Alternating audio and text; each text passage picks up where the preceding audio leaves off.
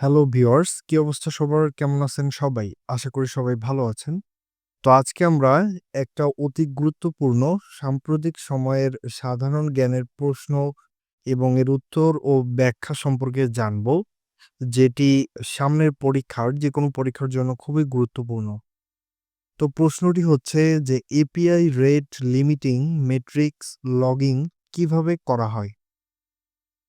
Option number ক, প্রতিটি রিকোয়েস্টের সাথে ক্লায়েন্ট আইডি, সময় এবং রিকোয়েস্টটি অনুমোদিত হয়েছে নাকি বাতিল হয়েছে তা লগ করে।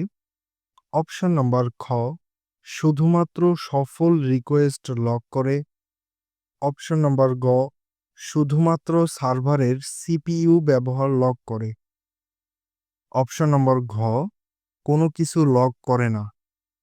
তো এই প্রশ্নটির সঠিক উত্তর কি হবে সেটি যদি আপনারা জেনে থাকেন তাহলে দ্রুত কমেন্ট করে জানিয়ে দিন। আপনাদের হাতে সময় থাকবে ৫ সেকেন্ড। তো এই প্রশ্নটির বা API rate limiting matrix logging কিভাবে করা হয়, এটির সঠিক উত্তর হলো অপশন নাম্বার যে ক রয়েছে সেটি। এটি হচ্ছে যে প্রতিটি রিকোয়েস্টের সাথে ক্লায়েন্ট আইডি, সময় এবং রিকোয়েস্টটি অনুমোদিত হয়েছে নাকি বাতিল হয়েছে তা লগ করে। এটির ব্যাখ্যা হলো রেট লিমিটিং এর কার্যকারিতা বোঝার জন্য এবং অপব্যবহারের প্যাটার্ন শনাক্ত করার জন্য বিস্তারিত লগিং অপরিহার্য।